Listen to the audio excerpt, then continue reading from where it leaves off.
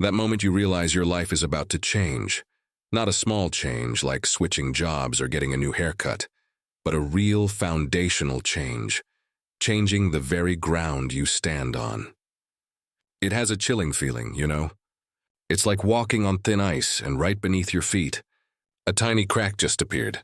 My name is Elias Vance, but everyone in Oakhaven calls me Eli, the mechanic. The guy who always knows how to make your old rusted engine roar back to life.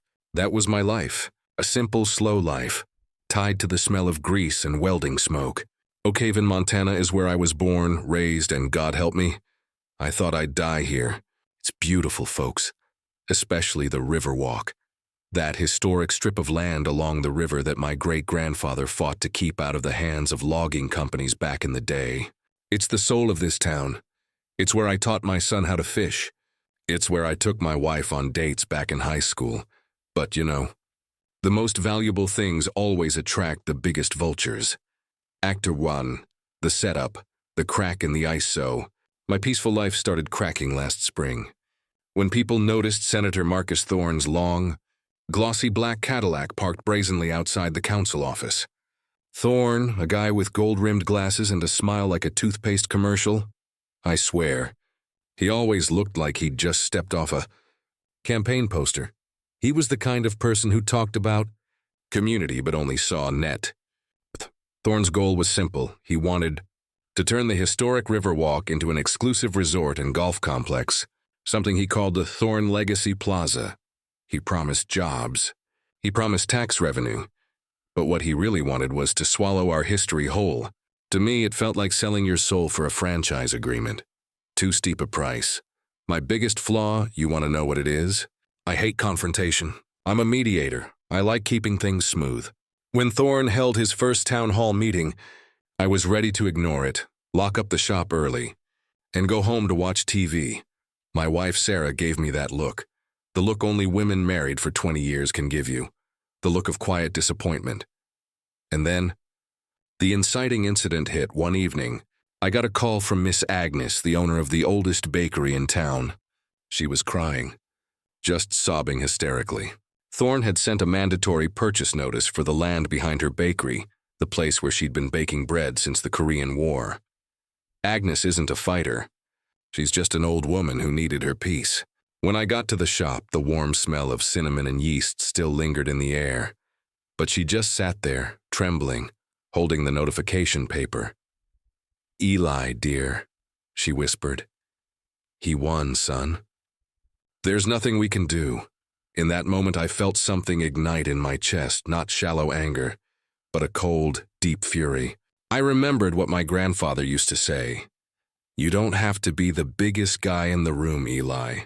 You just have to be the loudest guy when silence becomes complicity. Plot point 1 happened at the town council meeting the following week. The hall was packed, but most people were scared, only whispering. When Thorne stood up, he talked about progress, about vision. His voice smooth as motor oil. He called the Riverwalk a forgotten asset. Suddenly, I found myself standing up. I didn't have a speech ready. I just stood there, my hands shaking. Thorne looked at me like I was a fly buzzing around, annoying him. "Hey, Senator," I said, my voice sounding even more shaky than my angle grinder. "You call it a forgotten asset? To us, it's memory. And memory isn't for sale. It doesn't fit on your ledger." The whole hall went silent. Thorne smirked, a grin sharp as a razor blade. "Oh, Mr. Vance, that's touching. Do you have any legal evidence proving your memory is worth more than $50 million? That's when I knew I couldn't go back. I had broken the silence. I had challenged the most powerful man in the county right in front of my wife, my son, and a town holding its breath. Act 2. Confrontation.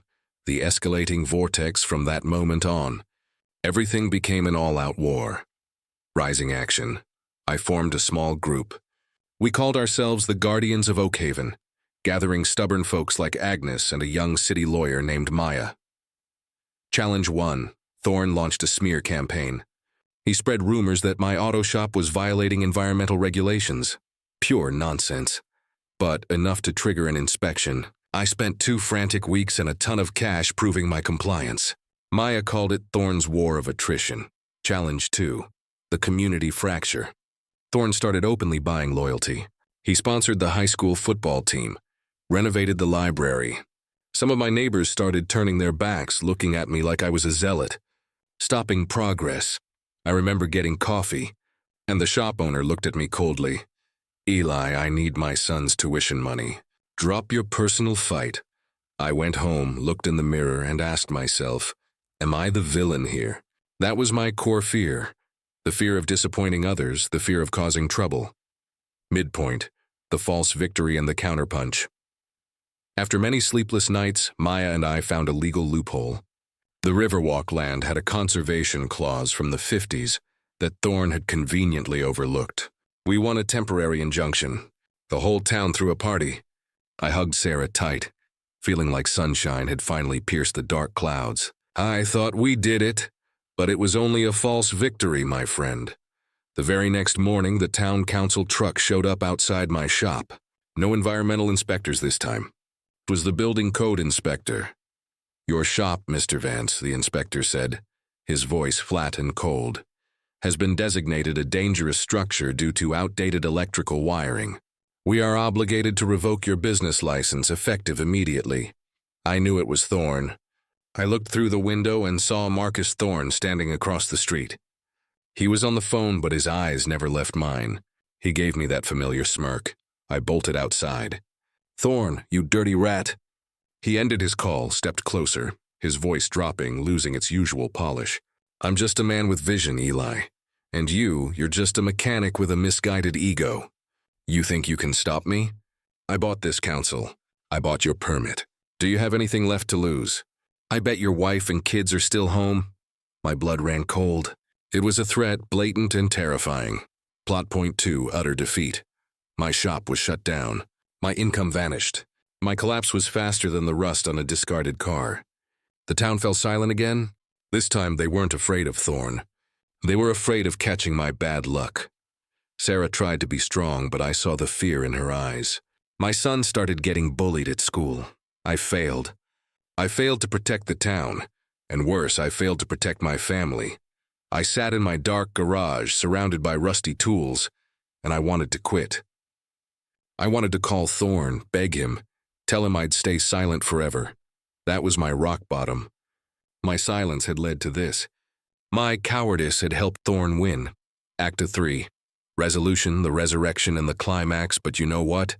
When you've lost everything, you see things much clearer. The breakthrough. In the darkest of nights, Maya came to me. She didn't offer comfort. She just brought an old box. "Eli," she said, "I can't beat Thorne on his battlefield, the courts and the money, but I think we can beat him on ours." In the box were Miss Agnes's old accounting records. Maya had been digging. She didn't find proof of direct bribery, but she found a pattern Thorne had used in 3 other small towns over the past decade. He'd buy up land. He'd use administrative procedures to shut down businesses that wouldn't sell, and then he'd resell that land to a shell company for 10 times the price. The kicker? That shell company had one majority shareholder, Thorne's own hidden trust fund. I didn't need to be a lawyer. I needed to be a mechanic. I needed to strip down this engine of corruption and point out every single faulty screw. Climax. The final council session. The climax didn't happen in a rainy parking lot. It happened in a stuffy meeting room, under glaring fluorescent lights. Thorne was pushing the council for the final vote to hand over the Riverwalk to him. He was smiling. He knew he had won. "And now," Thorne said, "with the near-unanimous consent of the community, I move that the council vote." "Not yet, Senator," I interrupted. I stood up, no shaking this time. I felt as steady as my floor jack. Thorne turned, his expression shifting from surprise to rage. "Mr. Vance, your business license was revoked. You have no standing to participate." "That's right," I said calmly. "I don't represent a business anymore. I represent a citizen who just stripped the disguise off your lie." I placed the box of files on the table. "Council members, I'm not talking about love for the Riverwalk. I'm talking about organized crime." I pointed at Thorne. "This guy doesn't want to build a legacy. He wants to steal." Thorne didn't just shut down my shop. He shut down Agnes's bakery. He shut down 3 small businesses in Willow Creek back in 2018, using the exact same administrative maneuvers. And then he sold it to something called the Janus Trust for a 900% profit. And Senator, this is public record proof that you are the majority owner of the Janus Trust. This isn't a conflict of interest. This is deliberate manipulation to profit off our tax dollars. The room exploded. Thorne shot up, his face beet red. Lies. These are baseless accusations. He screamed, his face contorted in raw fury. You can call them lies, I said, looking him dead in the eye, a confrontation I had avoided my entire life.